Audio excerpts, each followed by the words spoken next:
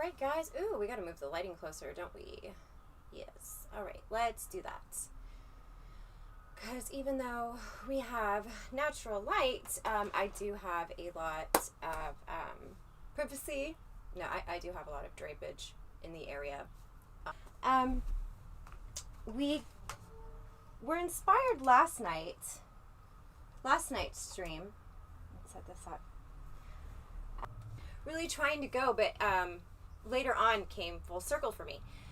We were talking about a behavioral pattern called breadcrumbing.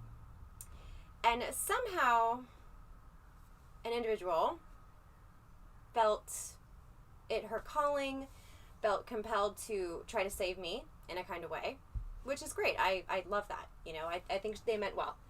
And they're basically telling me how I'm doomed, how I need Jesus, and how I need to repent and, you know, turn my life around, this and that. They weren't super preachy, but they were pretty strong in their convictions of their suggestions of that. It wasn't until after the stream we started this morning in which we were kind of... I think the reason initially why she wanted to express this to me was the fact that I'm into tarot. Me and my mom have a paranormal group, and I'm open-minded to a lot of stuff. I find paranormal stuff very fascinating. Occult practices and occult studies mean hidden or suppressed knowledge.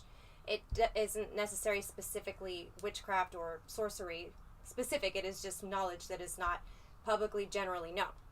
So this girl, meaning well, goes on this like really, really passionate tangent about how find God, turn your life around, be saved. And she's not realizing that her God and her Bible are very, very much the dark arts. So we started kind of dissecting that earlier this morning. And I realized, you know, even though I felt that breadcrumbing and that random tangent turn that the stream took last night was like opposite ways, that God is the ultimate breadcrumber because you're, blind faith, right? And, you know, you give yourself to him, whatever, on your deathbed, and you're good. Well, the thing is, there may be little signs, perhaps, throughout life that strengthen your faith, right? But you don't know till you die about this eternal afterlife, and if it's cracked up to be, if it exists. That is like the ultimate breadcrumb. So that was kind of funny that she came and, came at me like that last night. So let's get back to what we were talking about. I kind of want to get... and I have to plug this in because we are tethering. Ugh, fuck people who steal other people's Wi-Fis, by the way. That is horrible. So if I'm dropping frames, if I'm buffering, that's why. Or correlations I made after I shut down to take a break this morning. Oh, let's find this. Okay. Is it this one?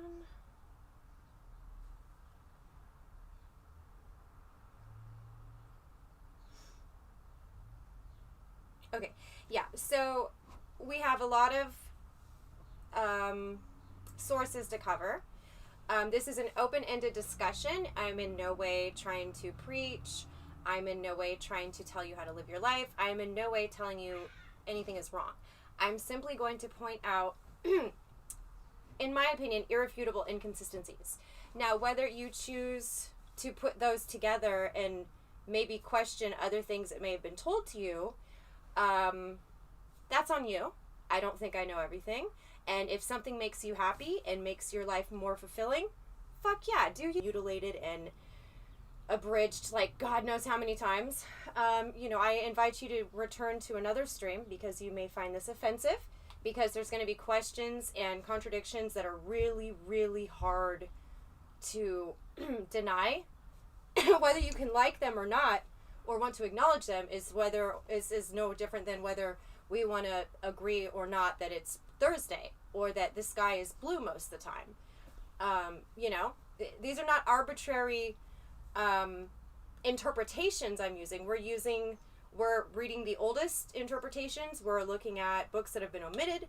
We're citing specific books with the verses. So Maybe this is a discussion that you may find insightful, interesting. Back another time. So this source is a practice of magic and occultism in the Old Testament. Presuppositions, responses, and God's attitude. Okay. It's the Journal of the Adventist Mission Studies. This was printed in 2015. Number 2, is Andrews University, 2015. And I got a reference chat over here, guys. We're also possibly going to get into the Hegels dialect theory, and not just theory, but logical arguments. But I wanted to kind of see how this went before we got into that, because that stuff, there's contradiction. Wanted to acknowledge it, but I had to take a break. I had to pee earlier. Hips and Ships, I don't know that they're still here. I think this is the actual first wife of Adam. And she was cast down for being too sexy and just, a fucking harlot. Terrible, just evil, wretched woman. And she found a new life amongst Satan or whatever. And she is now she's went from a being cast out, almost omitted from the Bible altogether. A lot of people don't even know about her, to a being that is angry and attacks children. Even to the point of there's circumstances in which people believe she was involved with the death of children. I grabbed shortly. I found a correlation with some Sumerian text. And what was really strange about it is they had a name word that looked very similar to Lilith. I want to say one of the vowels or something was different, but essentially that is what it said. This is before some of the grammatical rules existed with vowels and consonants. It literally is just like out of nowhere, a very, very reminiscent form of Lilith. And then much later on, when we get the Bible, even the original version, they had that too. So it's like, how did they put the two and two together? Especially when vowels and consonants at that time didn't work like that. Like, that tells me there's some kind of possible Akashic, esoteric, occult knowledge that somehow people pieced together, or it was suggested to them. And I gotta refresh this because this is not, the chat I have over here is definitely not the current stream. So let's fix that. Okay. Is this it? Yeah, so like I said, this is going to be an extremely blasphemous account. Real hard. The Simps had their day jobs and shit, so I'm like running this solo, so bear with me. I do see you, Michael. I see you. I just had to refresh my chat over here because I have the desktop over there, a camera much closer, and then I have a laptop so I can see you guys. Yes, I did get new contacts and glasses, but I ripped the contacts and I don't have more pairs. I'm still waiting on. I don't even want to talk about it. It's a fucking nightmare. So glasses today, yay. But I figure if we get new viewers, the glasses will be more convincing that I know what I'm talking about. Just kidding. I love you too. Okay, so let's get back into this of what's okay, what's are there. Oh my God, it's my favorite. Okay, let's see, where did we leave off? Okay, so this was a thought I had. Let's reference this specifically. Okay, before going further, it's important to offer some definitions. Magic is the power of apparently influencing the course of events by using mysterious or supernatural forces. Oxford Dictionary definition. The World Book Encyclopedia states that magic is supposed to use of supernatural power by a person to control human actions or natural events. Closely related words, but with specific nuances, which we'll break down again, and meaning are sorcery, witchcraft, wizardry, necromancy, enhancement, spiritualism, occultism. Occult is a term for which refers to hidden or secret wisdom. It is not actually, occult in general does not mean black magic. Shit down. Using the future or unknown through the observation and interpretation of some facet of nature or human life, ordinary or okay, magic in, oh my god, is a woman. Just kidding. I think so. Okay, this is not normal, right? Do snakes normally talk to you? Like, let's assume you're not on acid or shrooms or some other type of hallucinogen, okay? Do snakes talk to you? No, they don't. Animals do not possess the gift of speech, with the exception of specific birds. In the Bible, there is only one additional case when an animal is unable to speak, namely in the situation of Balaam's alienation and disobedience to God, when his donkey suddenly talked to him twice. However, there's a striking contrast in these two situations. The donkey's mouth was opened by the Lord, but the serpent's mouth open speaks directly against the Lord's command, but the Lord still allowed the snake to run his temptation. So it's like okay, we're being told we have free will, we're set up to fail, and we're born original sinners. It's like literally it's, okay, so we must just, a higher power, we are powerless, yes, because we're just like, it's just like Sims, or something like that. Balaam is one of my favorite demons, by the way. Balaam is actually a demon. We'll talk about Balaam another time. Okay. This is a very unusual phenomenon of the serpent speaking. Should immediately have indicated to Eve that this creature was speaking with extraordinary and out of this world power. Okay, Eve didn't know fuck all. Eve was like a toddler baby on earth, new people, as was Adam, right? So that's not fair to say this. But maybe, I don't know. I'm trying to give her the benefit of the doubt. The nativity, I feel like she should have a little leeway, despite being told don't do that. When you tell a child, like, they didn't have to grow up and learn the hard way. They were born as adults. Does anyone else think that's weird? Adam and Eve were born as adults of childbearing age. What the fuck? They're just tall toddlers with sexual organs and hormones. That's not cool. Okay. Oh, sorry. I keep losing track because the print is so small.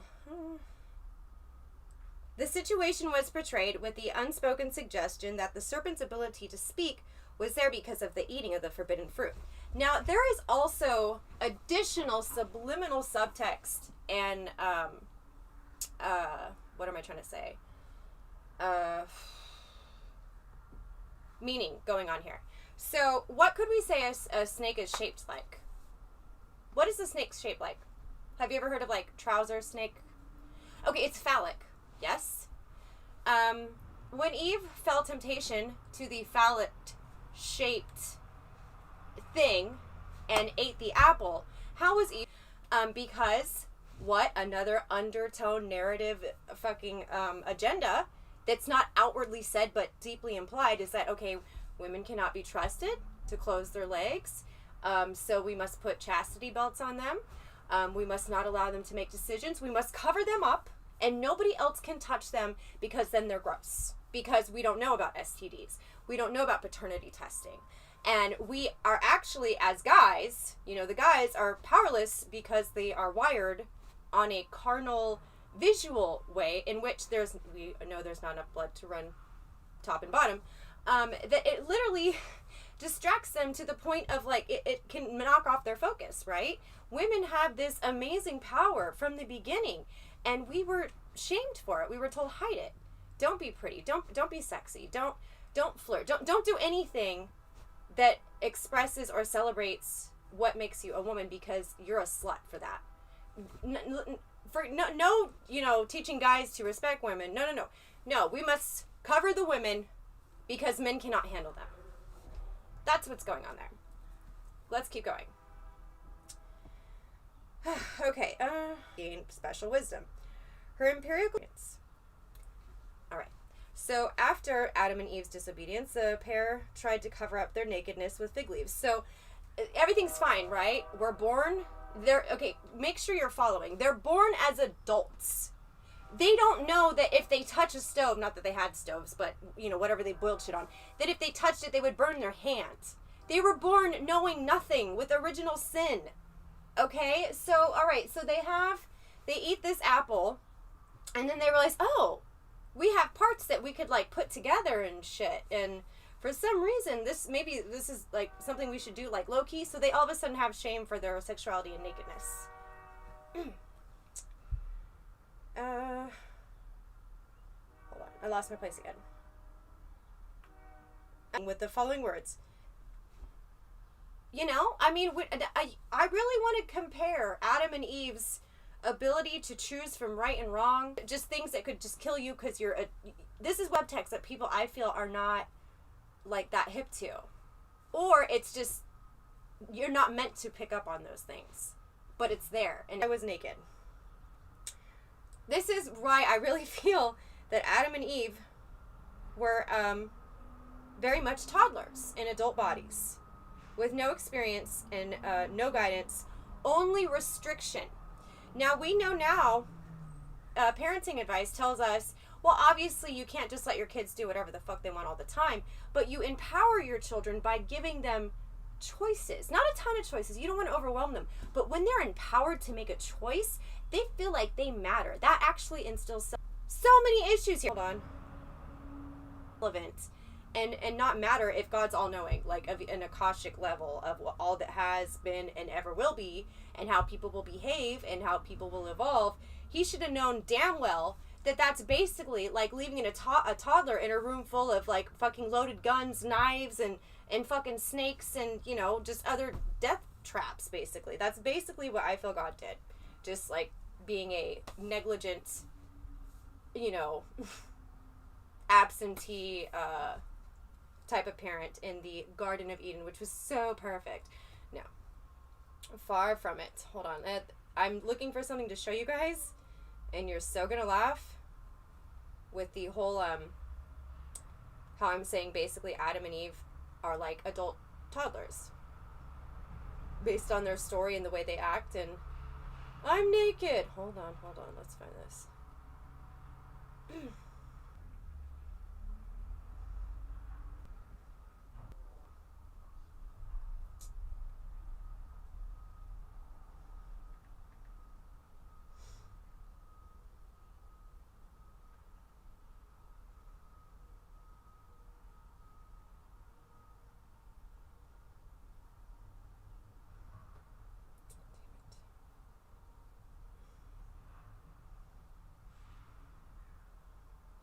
I'm so I hate how this is taking me forever to find it. It's gonna be worth it when I find it, though. If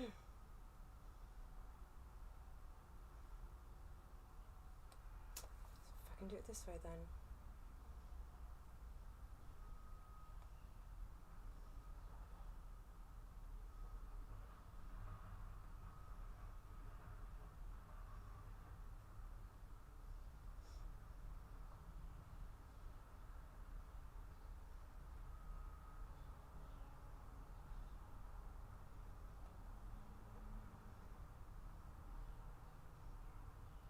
So here's if it was left accessible to them. And when you say, don't touch this, don't do that, what is a child going to do? All right? He's in a pull-up. He's not. Allie. I'm making pen. When God said, Adam, what are you guys doing? Why are you hiding?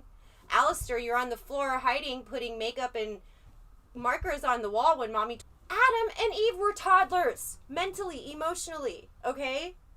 We're done with the whole toddler comparison, but I just thought that was literally hilarious because my toddler did that. This is actually super freaking cute. You're making what? Making cup. You're making cup? Okay. You gotta use the wand that goes to the tube.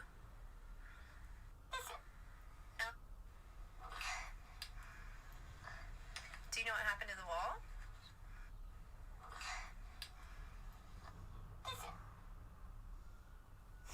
But okay, what are you doing? Why are you hiding? One more time. Allie, what's going on with the wall in your face? I'm making. I'm sorry. Okay, we're done with that. But I think that is the funniest shit ever, right? Has anyone else ever compared Adam and Eve to like toddlers? I've never really thought of that myself until just now we started breaking this down. Okay. So, and God being the ever so graceful, forgiving God that he is, the, cool guy, says, all right, I'm going to help you guys out. You have to go on your own. You have to go rough it. Mind you, they're still essentially mentally toddlers. I'm gonna give you like a loincloth. You're gonna have to kill animals and skin them to have clothes, but best of luck, kids. That was his grace.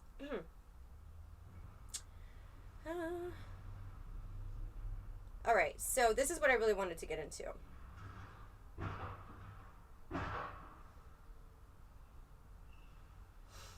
Okay, in Hebrew language, the term for serpent is nakash. It is significant to notice that the Hebrew verb nakash, practice divination, has vocal connotations to the noun nakash, serpent, which even though scholars see two different roots behind these words, it appears only in Peel with meaning to seek an omen, divine, observe signs, practice divination, learn omen. Biblical vocabulary in relation to magic and occult. For examples of the usage of this term, Corinthians, activities of the Judean King Messiah. The importance of these first observations is obvious. The devil promises of being divine. You will be like God. Come in my kingdom. Hang out, in the Garden of Eden. It's fucking chilled. In the Garden of Eden, right? And his offer of immortality. You will surely not die. We're connected to an invitation to live independently from God and disobey his word command. These lies opened the way to magic, occultism, and spiritualism. Magic is the opposite of obedience and God's holiness. But we will also contradict this very soon, because you'll see a lot of people, even common folk in the Bible, are able to just practice it like nothing with God's conviction and in the name of God. There was a kid we talked about, I think it was Deuteronomy, who was called bald and made fun of. Stars out of nowhere come in. I feel like that's black too, bruh. Let's fuck those kids up. Let's see where the left are. Okay. Satan himself stands behind these false offers and manipulations of the truth. In my conversations with people from non-Christian religions, I realize that the desire to become divine is very strong amongst many of them. The deceitful offer made in the Garden of Eden, you will be like God, is still very pertinent. A Hindu priest of India told me, I want to be like God. A very high-ranking Buddhist monk in Sri Lanka confessed, I want to reincarnate into higher powers and ultimately to become God. Two crucial presuppositions for magic, divination, and occultism. So by the way, we mentioned a little earlier that things that foretold, like there's all kinds of ways for scurrying, and which is like kind of you kind of go into a trance by looking into water. You can do it with tea leaves. You can do it with, and that's okay, by the way. You can always do it with water. But if you were to use moss growing on trees, the amount of fur growing on animals, or other things to tell things like the weather, that was not okay. So by that very argument, if you still go by that, then weather balloons are sacrilegious. Doppler radar is sacrilegious. You know what I mean? And the thing is, if they couldn't understand the functionality of how one was able to foresee it, it was bad. It was bad, and it was not to be used except when it was. By that very token, isn't it a complete hypocrisy that, okay, you can't do that because we don't understand it, but we're supposed to believe blindly something that we don't understand with no proof of? You can't have both. That's my problem with all these inconsistencies. I see you feedback. Do I need to I think we need to refresh here. All right. Why do I keep using the mouse for the Mac to try to move this, and it's definitely not that computer. It's kind of funny. All right. So I'm just saying. Okay, magic is based on the belief that the divine can be subjected to manipulation, to controlling your own destiny or changing others' destiny. by different means, sacrifices, enhancements, gifts, offerings, thus is built on the wrong understanding of God. Behind this misunderstanding lies the belief that it is possible to buy God or the God's favor. According to this concept, God or gods need human food, drinks, sacrifices, donations that can bring advantages to those who offer these items. The more people give, the better for them. In this view of God, one may build one's own way to heaven by performance and special deeds. Whether you're into offerings for entities of all types of lore, demonic entities, or so how can you not tell me this is not occult practices we're seeing consistently throughout the Bible, both Old and New Testament? And it is completely interchangeable when it's okay and when it's not, which is my problem with the entire thing.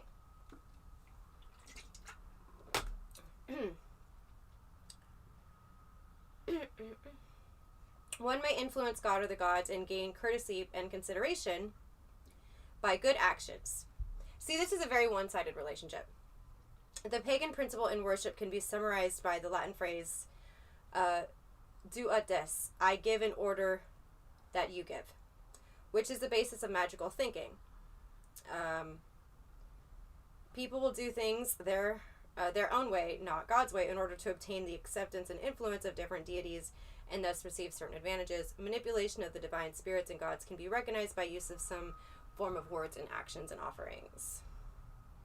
In order to make them do one's will, manipulations of the sacred are done by using signs in order to get what the pronouncer desires.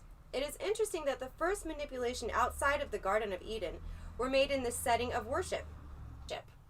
That went so well. But this is the same God we're talking about, right? Okay, I just want to make sure we're on the same page here.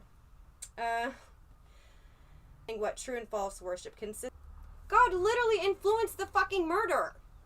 How is that? You know what I mean? Like the moral, like what's moral, what's not is like, it changes. It's like completely arbitrary on a as needed, however the fuck I'm feeling today kind of basis. And that's what I'm saying. Or the relation tact, because there's so many. So many. Abel's sacrifice was a bloody one. But Cain offered only vegetation. A similar principle occurred when the garments of Adam and Eve, after sinning that should have covered their inner nakedness, Adam and Eve tried to cover their shame and guilt by vegetative leaves, but God gave them a garment of skin. God said, okay, we're going to kill something. A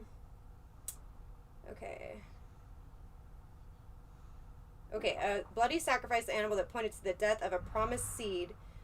Thus, true worship must always be theocentric. In the view of the coming Savior, the symbolism of blood played a key role, right? Even Jesus sacrificed for us, which is, Okay, the nature of sacrifice. Cain only brought something from the products of land, some fruits of the soil. But Abel offered the best of the best. Fat portions from the firstborn. Oh yeah, nothing like that firstborn baby boy. True worship must be our best response to God's love, a submission of our entire life to Him, and not only a portion of it. We cannot play, act, or pretend to worship Him. Gratitude for God's grace and goodness leads us to give the best to Him, ourselves. Genuine motivations, verses 4b and 5a, underline the fact that God looked first upon persons, Cain and Abel, and then upon their sacrifices. God's interest in people, not only what they are doing, He looks upon the intent of the worship. True worship must be done from an unselfish, meaning completely spineless, fucking, you kill someone, you do it, you don't ask questions, like a Godfather Mafia type of act. From true motives, acceptable worship must always be authentic, sincere, and honest, not forced, external, or calculating. Okay. Willingness to obey. All right. A lot of BDSM going on too, low key. Cain played with God. He wanted to manipulate him through smart-ass thing to say. Cain wanted to do things his own way without obedience, to control God, to appease Him.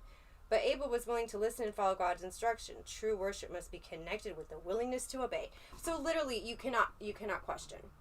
We said this before. I do not like some parents or people in places of authority will say, as I say, not as I do. I fucking hate that. You can't have without guiding and giving options. What the fuck do you think people are gonna do? Duh. It's like Psych fucking 101. Anyways. Humble attitude.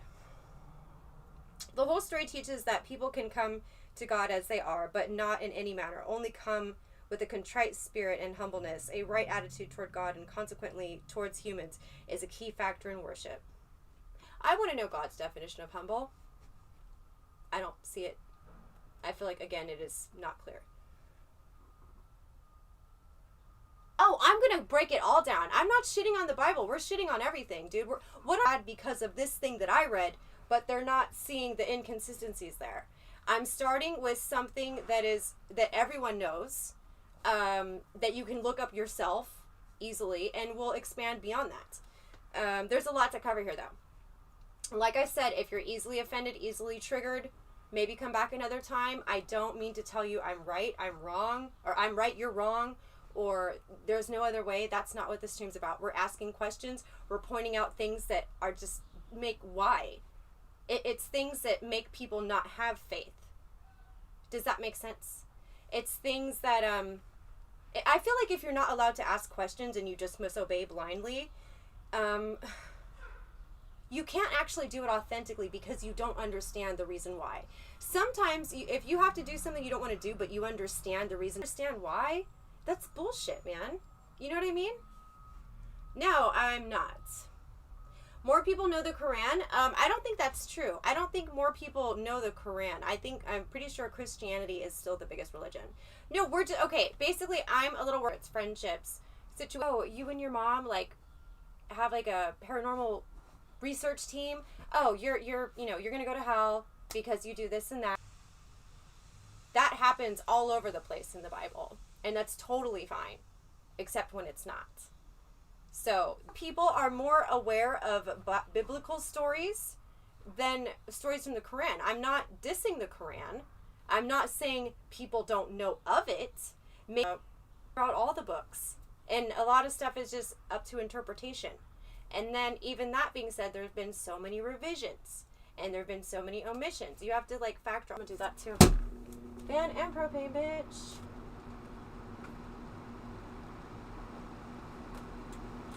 These are fucking ridiculous.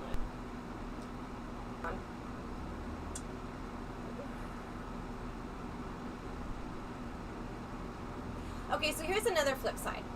So, when knowledge, is that any different than the forms? Okay, Spiritism and necromancy is founded on a conviction that the living may contact the souls or spirits of dead persons. It is believed that a medium has the ability to communicate with the deceased souls of the underworld. However, if humans do not possess an immortal soul, then all that follows is a fabrication, right? That's what I'm saying. So, it means that the spirits that reappear are not human souls, but satanic souls. So it's like, what the fuck? It's like a coin toss.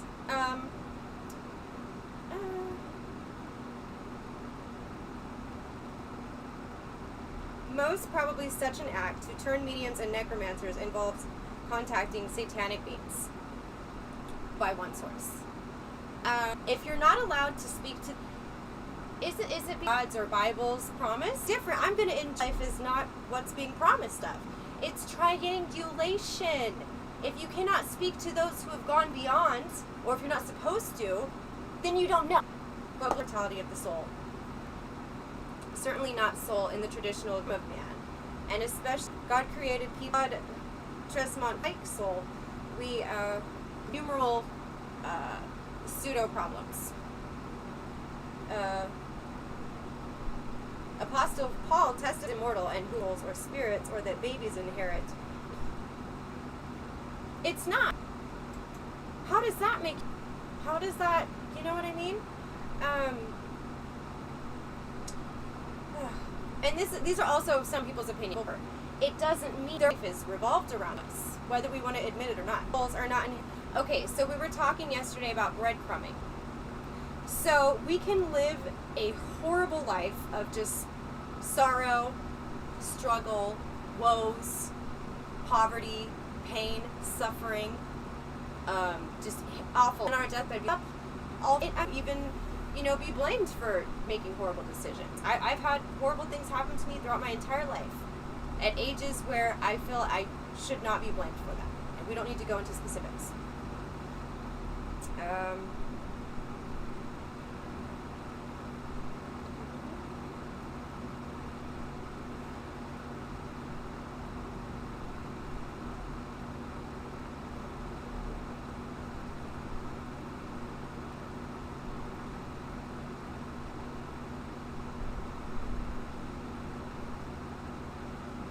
Okay, humans have no conscious existence apart from the body. Only after they die, their consciousness ceases to operate. Death is a sleep or rest. This is Psalms 13:3, John 11:11-15, Acts 13:36, Revelations 14:13.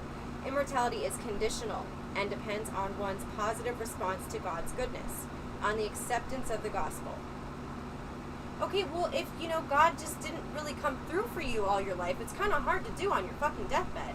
But I guess if you can do that, if you go with that, hey, God, we good? Then maybe it's worth a shot. I guess you have nothing to lose at that point. But maybe throughout life for some individuals, there's really no incentive to do that. Because, again, we're literally being breadcrumbed by God. God, you are the ultimate breadcrumber, bruh. Literally. It's so one-sided. Okay, did we lose? Okay. This immortality is given to believers at the second coming of Christ. Okay, so it can happen on our death. What? What, dude? Like this riddle me this. Okay. Yeah.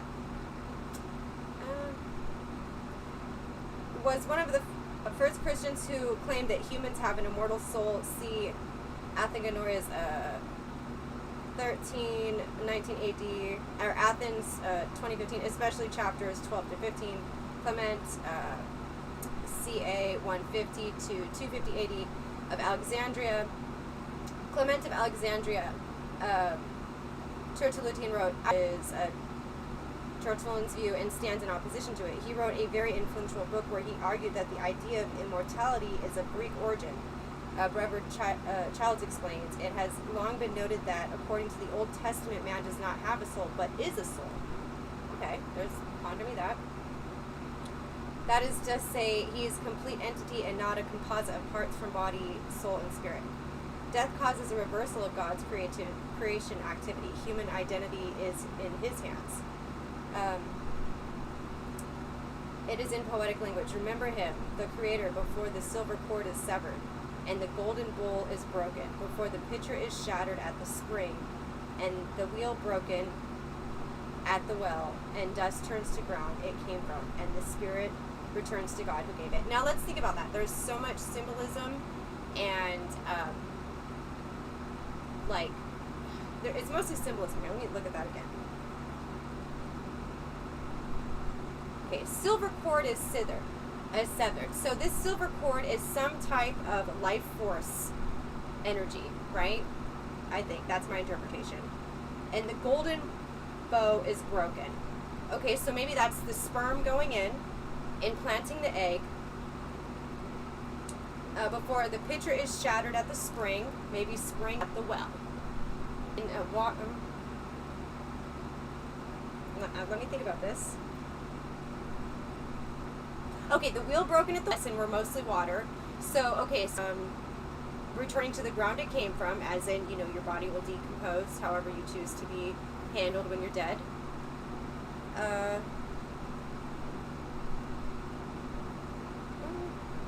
And the spirit returns to God who gave it. Spirit here means character, our identity. We are not forgotten by God. Our names are in the book of life.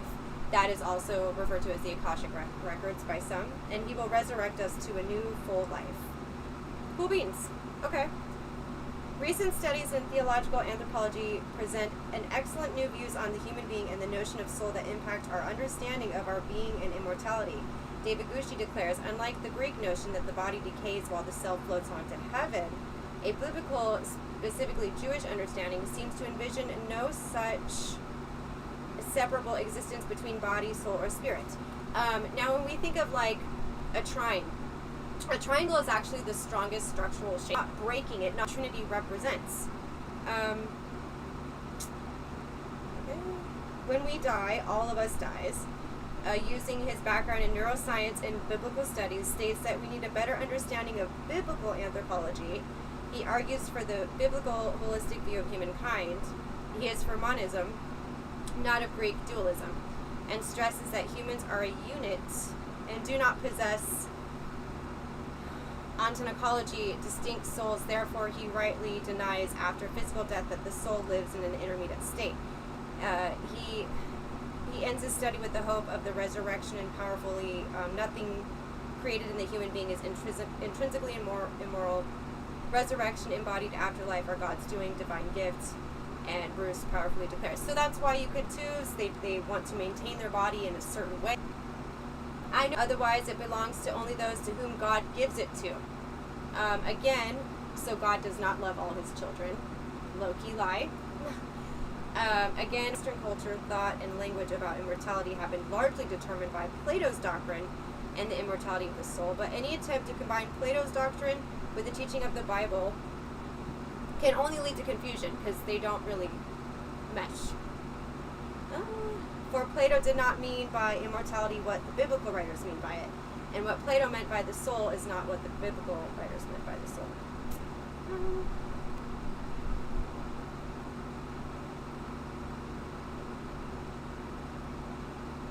Okay. We're going to cover these, and then we're probably going to take a break. I'm going to see what I can do about the Wi-Fi. Okay, so Laban declares through divination that he knows that God blessed him because of Jacob's presence in the household. I have found favor in your eyes. Please stay. I have learned by divination that the Lord has blessed me because of you. So he gets some type of, message, or he is a seer of sorts. That's more divination than magic. Joseph's steward, that Joseph, who was now the prime minister of Egypt, supposedly used divination in order to know that his brother tricked him while stealing his precious silver cup. The text declares, "Isn't this the cup that my master drinks from and also uses for divination? This is a wicked thing you have done." This is in Genesis 44-5. Joseph pretended to know everything by practicing magic. What is it you have done? Don't you know that a man like me can find things out by divination? However, the story reveals that Joseph knew these things without using the divination cup because he himself ordered that cup to be placed in Benjamin's sack. Joseph desired to discern if love or hatred was a thing for them. So, fuckery. Egyptian magicians. So, Egyptian magicians were using divination during the encounter of Moses and Aaron with Pharaoh. We read in Exodus 7:11, 12 that the Pharaoh then summoned wise men and sorcerers, and the Egyptian magicians also did the same thing by secret arts. Each one knew down to his staff, and it became a snake. But Aaron's staff swallowed up their staffs. They were also practicing divination during the first of the 2 of the 10 plagues. They were able to imitate the first plague by turning water to blood, which is, that's fucking magic, dude. But the magicians did the same thing by their secret arts, as well as Jesus did. Well, not blood, but water to wine. As well as their second plague, but the magician... they also made frogs come up on the land of Egypt. However, you could also speculate some climate changes were happening, but I don't know, it could have been sorcery.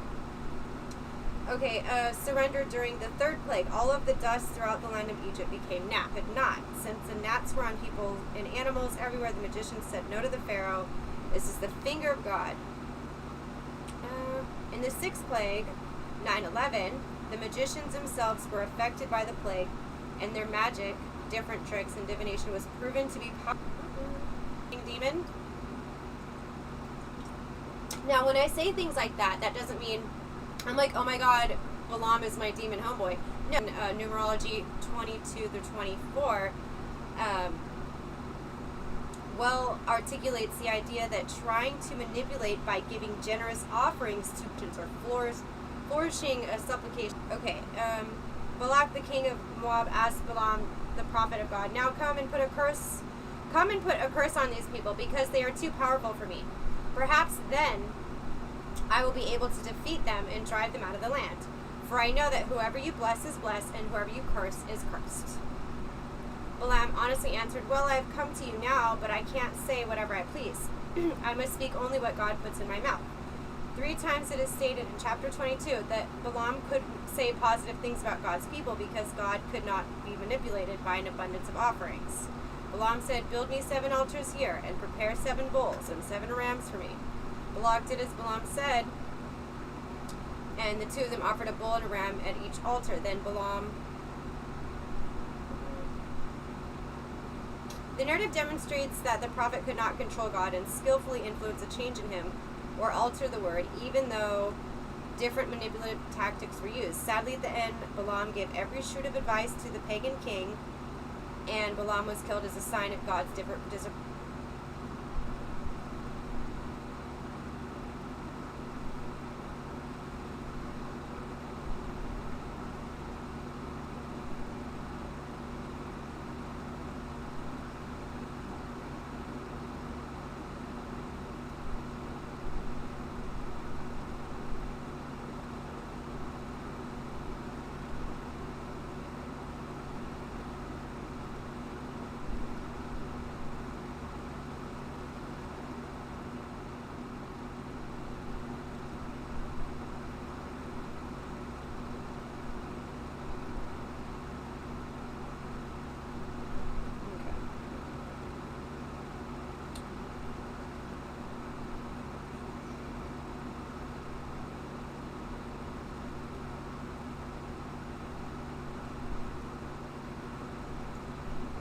I think we're going to take a quick break, guys. I'm going to see if I can do anything.